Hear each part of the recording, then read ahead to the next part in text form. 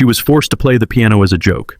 A girl in a wrinkled linen dress, scuffed flats, and unbrushed hair stood there before the Steinway, like someone had just pulled a janitor onto the stage of an opera house. The room paused. 3 seconds of silence. Then erupted in soft laughter, whispers, and condescending stares. Seriously? She's going to play? Here comes tonight's comic relief. Well, at least there's someone to blame if this night tanks. No one chose her because they believed in her. They picked her because they thought she'd be the perfect train wreck for a night with no plan. And if she failed, so much the better. But what they didn't know was that she used to be a piano genius. The auditorium of the Aurea School of Arts glowed under crystal chandeliers, its burgundy curtains framing a stage where a polished Steinway grand piano stood like a monument. The air was thick with the scent of lilies and expensive cologne, and the audience, clad in couture gowns and tailored tuxedos, their wrists heavy with diamonds and gold, buzzed with the confidence of the untouchable. This was Aurea's annual gala, a Chicago night where art and power collided, drawing music moguls, billionaire donors, and reporters hungry for a scoop. The guest list was a fortress of exclusivity: tech tycoons, celebrity artists, and influencers whose posts could make or break careers. Outside, security in black suits kept paparazzi at bay, and Howd Aurea Gala was trending globally before the first glass clinked. This wasn't just an event, it was a battlefield for status. Lena Hart slipped through a service door, her faded linen dress, soft gray, creased from a day's work, catching faintly on the frame. At 36, she was striking in her simplicity. Warm hazel eyes, dark hair tied in a loose bun with strands escaping, and a quiet grace that seemed to calm the chaos around her. Her scuffed flats whispered on the marble floor, and her crossbody bag held cleaning wipes, a notebook, and a worn photo of her mother. Once she'd been a prodigy, her fingers commanding concert halls at 15, accepted into the Viridian Academy with a full scholarship. But her mother's accident, a drunk driver that left her paralyzed, changed everything. Lena walked away from her dreams to care for her, taking this janitor job at Aurea to cover medical bills. Her wealth, a multi-million-dollar trust from her late father's software patents, sat untouched in accounts she never spoke of. She didn't need Aurea's respect. She needed to survive. Backstage, panic was a living thing. The gala's headliner, a renowned pianist named Marcus Reed, had been hospitalized after a car accident, leaving the centerpiece, Liszt's Hungarian Rhapsody No. 2, a piece so demanding it could break even the best, in ruins. The director, Evelyn Pierce, a sharp woman in a black velvet gown, her blonde hair swept into a chignon, barked orders at her assistant Lucas, a jittery man clutching a tablet. "We can't cancel," she hissed, her voice cutting through the din. "The donors are here. The press is here. Find someone." The staff scrambled, their voices a frantic hum. "No one can play Liszt on zero notice," Lucas muttered, his tie askew. "We're toast." Lena, quietly wiping down a railing, overheard the chaos. Her fingers paused, the cloth still in her hand, as Liszt's chords echoed in her mind.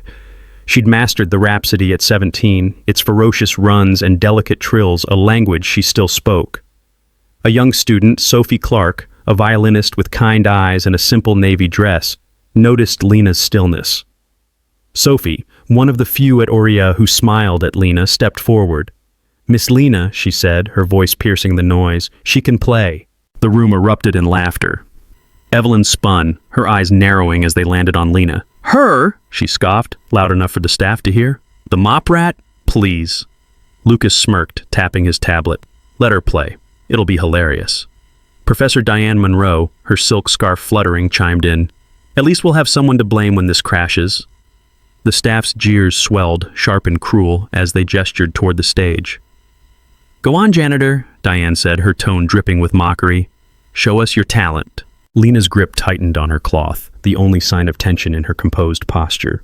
She met Evelyn's gaze, her hazel eyes steady.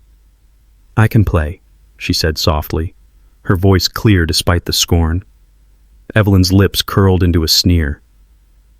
"Play, or you're gone from Aurea for good," she said, her words a gauntlet. "Prove you're more than a rag, or don't come back." The The staff parted, their smirks a silent dare as Lena set down her cloth and walked toward the stage. The auditorium's lights burned bright, exposing her wrinkled dress, her unbrushed hair, her lack of polish. The audience, seated and sipping champagne, murmured as she appeared, their whispers a rising tide of disdain. "Is that the help?" A donor named Edward Vance, his cufflinks glinting, muttered.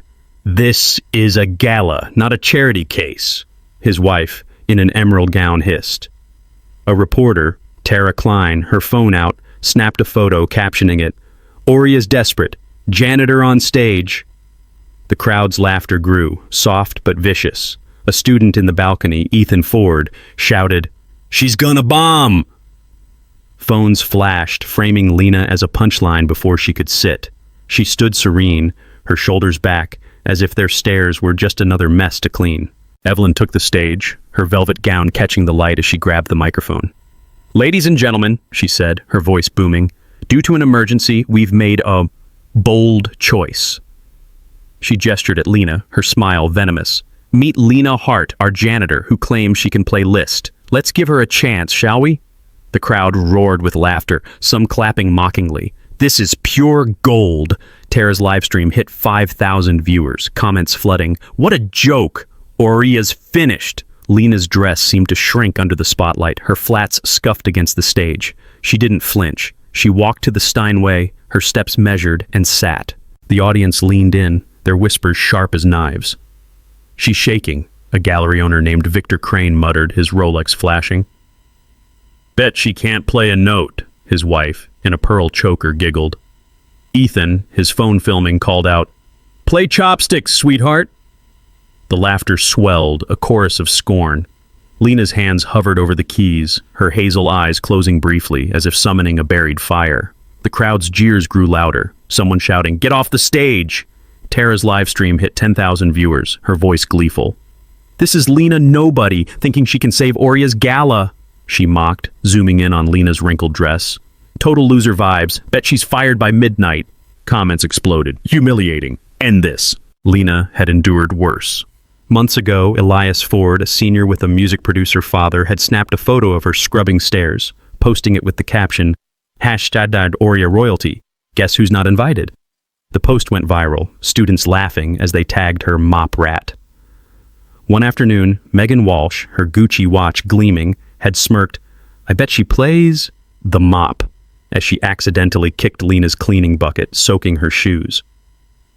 Another time, Lena had been dusting a Steinway when Savannah Blake, a vocal instructor, stormed in, snapping, "That piano's worth more than your life. Don't touch it." Lena apologized, backing away, but Savannah's words stung like a slap. Just last week, Elias had poured water down the steps as Lena carried boxes, smirking. Oops, needed more shine. Her dress clung to her legs, her flats squelching, but she'd walked on, silent, her crossbody bag tight in her grip. Lena carried a tray of cleaning supplies through Oria's bustling cafeteria, her linen dress catching snickers from students at polished tables. Elias Ford stood on a chair holding a mop like a microphone, his voice booming, "Ladies and gentlemen, the mop rat's here to serenade us." The room exploded in laughter, forks clattering as students turned to stare. Megan Walsh, her scarlet lipstick sharp, tossed a napkin at Lena's feet, smirking, "Clean that up, maestro." Lena's hazel eyes flickered with restrained hurt, but she knelt to pick it up, her hands steady. A group of freshmen joined in, chanting, mop rat," as Elias filmed, his phone capturing every humiliating second. A professor, Dr. Helen Grant, watched from a corner.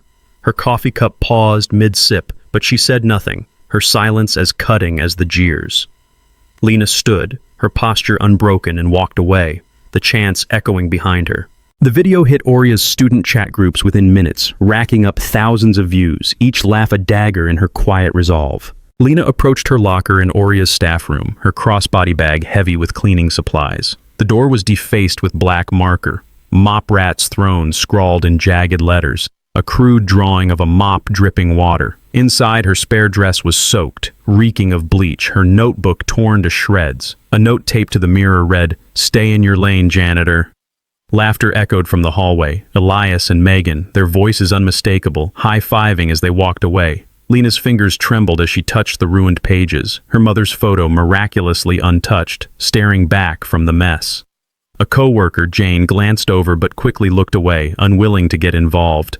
Lena's jaw tightened, her hazel eyes burning with unspoken defiance as she salvaged what she could.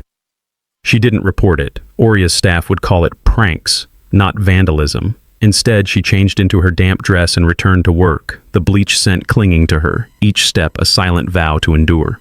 Once, in a quiet practice room, Lena had seen a donor's daughter, a shy girl named Lily, struggling with Beethoven. "Keep your wrists loose," Lena had said softly, demonstrating with her hands. The girl's playing improved instantly, her smile bright. But Professor Monroe had burst in, furious. "What are you doing with my student? Who do you think you are?" Lena's heart raced as she stepped back. "I was just—" "Silence," Monroe cut her off. "Stay out of practice rooms, or you're done." Lena didn't argue, but the memory burned, a quiet vow forming. One day, they'd hear her. During a rehearsal break, Lena was sweeping the auditorium's aisles when Megan and a group of students cornered her. "Hey, mop rat, let's see your skills," Megan taunted, shoving a toy keyboard from a props closet into Lena's arms. The group laughed as Elias set up a phone tripod, streaming to his followers. "Play something, janitor," he jeered, tossing a coin at her feet. "Earn your tip." The tiny keys clinked discordantly as Lena's fingers brushed them, her face calm, but her eyes sharp with suppressed pain. Savannah Blake, passing by, joined in, her voice icy. "Don't waste our time. She's no artist." Students chanted, "Play, play," as the live stream's comments piled up. "What a loser." "Kick her out." Lena set the toy down gently, refusing to engage, but the crowd's laughter followed her as she resumed sweeping, their cruelty a weight she carried silently. The video spread across Oria's social channels, branding her a laughingstock. Now on this stage, those moments fueled her. Lena's fingers touched the keys. Hungarian Rhapsody. Number 2 exploded from the Steinway, not as music, but as vengeance. The opening chords crashed through the auditorium, fierce and unyielding, each note a blade carving through the laughter. Lena's hands moved with impossible precision, weaving through the pieces' ferocious runs, her fingers dancing across the keys like a storm breaking free. The melody surged, now delicate, now savage, a torrent of pain and brilliance that silenced the crowd in seconds. Her wrinkled dress faded, her scuffed flats irrelevant. There was only the music, her music, roaring through the hall like a woman turned into a punchline finally speaking. The audience froze, mouths open, phones lowering. Evelyn's velvet gown seemed to dim, her microphone forgotten in her hand.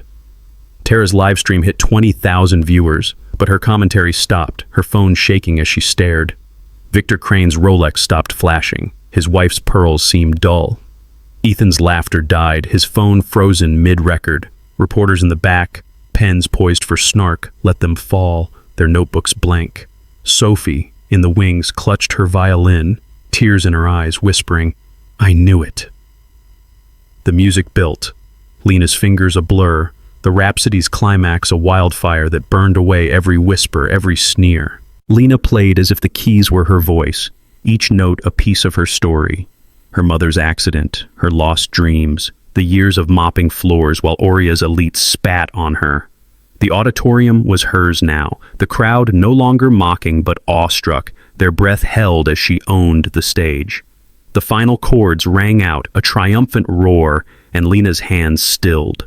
Silence gripped the room, heavy and absolute, before the audience erupted into applause, a tidal wave of respect. Standing ovations swept the hall, donors rising, reporters scrambling to rewrite their stories. Tara's live stream hit 50,000 viewers, comments screaming, "She's a genius!" "Oria's saved!" Lena stood, her hazel eyes calm, her dress still wrinkled and bowed slightly, her grace unshaken. Backstage, Evelyn's face was ashen, her gown no shield.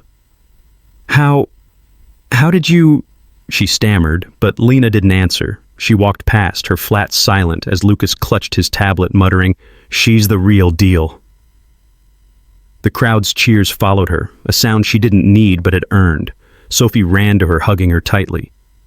"You were amazing, Ms. Lena," she said, her voice breaking. Lena smiled, soft but fierce. "Thank you, Sophie," she said. for believing. But the night wasn't over. As the applause still echoed, the auditorium doors swung open with a thud. A man strode in, his presence like a thunderclap, tall, broad-shouldered, with piercing blue eyes and salt and pepper hair. His charcoal suit was tailored to perfection, but it was his aura, calm, unyielding, that silenced the whispers. This was Daniel Vaughan, the billionaire founder of Vaughan Tech, a $12 billion empire built on AI and green energy. He was a shadow in the public eye, his name whispered in boardrooms, his face rarely seen. The crowd gasped, reporters leaning forward.